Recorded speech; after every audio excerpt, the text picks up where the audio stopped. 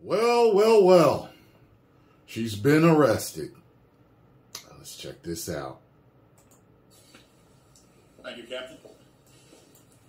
Good afternoon. Good afternoon. Earlier today, Hoover Police detectives obtained warrants for the arrest of Carly Russell through the Hoover Municipal Court for her actions related to faking her kidnapping and subsequently making false statements to detectives as they investigated this case. Her decisions that night created panic and alarm for the citizens of our city and even across the nation as the concern grew that a kidnapper was on the loose fights, using a small child as bait. Numerous law enforcement agencies, both local and federal, began working tirelessly not only to bring Carly home to her family, but locate a kidnapper that we know now never existed. Many private citizens volunteered their time and energy into looking for a potential kidnapping victim that we know now was never in any danger. This story opened wounds for families whose loved ones really were victims of kidnapping, some of which even helped organize searches in hopes they could find Carly's alive so her family would not experience the pain and suffering that they felt when their loved ones... Yeah, using that for fame and gain. As we know, actions can have consequences, and that's why we're here today. This afternoon, Carly Russell, with the assistance of her attorney, turned herself into the Hoover City Jail, where she was arrested for the following charges: false reporting to law enforcement authorities, Class A misdemeanor, $1,000 bond; falsely reporting an incident, a Class A misdemeanor with a $1,000 bond. Each of these charges carry up to a year in jail and potential fine of $6,000 upon conviction. Give her both years. Ms. Russell was released from jail after posting bond. We initially presented this case to District Attorney Lanice Washington, who agreed to handle prosecution through District Court. After consulting with the Circuit Court of Jefferson County Bessemer Division, the case was referred back to Municipal Court for charging because the only applicable charges were misdemeanors. Judging from the amount of phone calls and emails that we've received from people all over the country, I know many are shocked and appalled that Ms. Russell is only being charged with 2 misdemeanors. Yeah. Despite all the panic and disruption Surprise. her actions caused. Let me assure you, I too share the same frustration. But existing laws only allow the charges that were filed to be filed. I can tell you that I will be contacting our state legislatures on behalf of law enforcement in Montgomery and asking them to look at this law applied to these facts and urge them to add an enhancement to current legislation when somebody falsely reports kidnapping or another violent crime. Because of the attention this case has garnered, we've requested Attorney General Steve Marshall's office adopt this case, and they've agreed to do so. The Hoover Police Department wants to thank everyone that assisted us from the beginning and continues to assist us in this case as we work its way through the criminal justice system. Joining me at the podium today is the State of Alabama Attorney General Steve Marshall. Thank you, Chief. Let me begin by commending Hoover Police Department Chief Durgis for his leadership in this investigation. Obviously, this captured many's attention as a result of not only the allegations themselves, but also the concern about a possible victim and being able to return her home. The work that was done by the Hoover Police Department was monumental in its lift, and the results of that work you are seeing come to fruition today with the charges that have been levied. I also want to commend the many other men and women of both state and federal law enforcement for their work collaboratively with the Hoover Police Department in assisting in this investigation. Chief, appreciate the opportunity to be able to partner with you in this prosecution. We will dedicate a team to be able to help the city of Hoover in handling these 2 individual charges and look forward to bringing this case to fruition. One thing I would add is that we don't see this as a victimless crime. There are significant hours spent, resources expended as a result of this investigation, and not only that, but the many men and women who are civilians that wore those yellow vests Wasting on a hot damn time. afternoon and evening looking for someone they thought was abducted, trying to be of assistance. We intend to fully prosecute this case and look forward to working with the Hoover Police Department moving forward.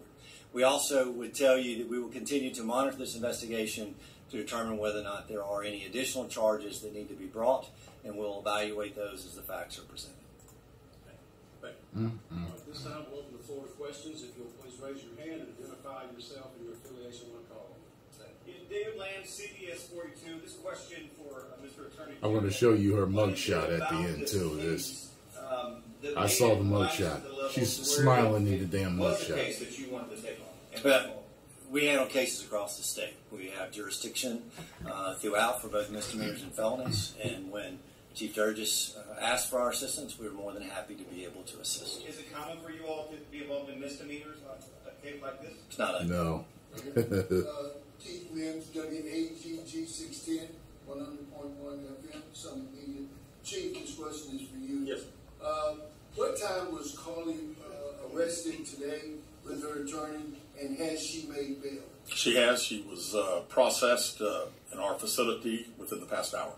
Do you expect any charges to be forthcoming with her parents, or is this just all on Carly at this point? But at this point, and again, I think anything is, all. Hope the rest of the family wasn't involved in this. Their team. You will know, y'all also all gonna get in search trouble. for our files, and we'll find out what they say. Carol? Carol Robinson with AL.com. Have you, since we spoke last in the press conference, been able to retrace where she was during the 49 hours she was missing? And Yeah, where was she? She was with anyone else during that time? We have not found anything out on either one of your. I saw one guy, he found a tunnel out there. Somebody put a box of Cheez-Its above it. About a possible civil suit against Carly and or her family. Also, what impact would this have on Hoover Police Department filing a suit, have on the criminal case as well? Yeah, we have not discussed that. Of course, we talked about the hours of overtime and all the significant resources that we used, and we'll certainly be talking to the Attorney General's office about possibly getting some of those funds returned to us. Lisa Crane, WTN 13. In an earlier press conference, you outlined some items she was taking from her employer. Any potential theft charges for that? Those would have taken place in another jurisdiction, so we would not have charges ourselves.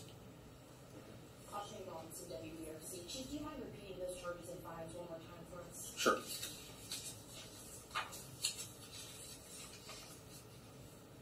False reporting to law enforcement authorities, Class A misdemeanor with $1,000 bond. Falsely reporting an incident, a Class A misdemeanor with a $1,000 bond. Yeah. Chief, I know you mentioned this. I could have swore there was going to be felonies or something. Do you have any update on an idea of the cost that the Hoover Police Department expended in those 49 hours Carly Russell was missing? And one final question, do you at this point have any more information if Carly Russell acted alone or anyone helped her? Yeah, we have not finished, obviously, the 49 hours. We've been certainly busy since her return, so I still don't have a total on that, and we don't have any idea where Carly Russell was for 49 hours. Right here. Keith Mims, WAGG 610. Chief, let me ask you this.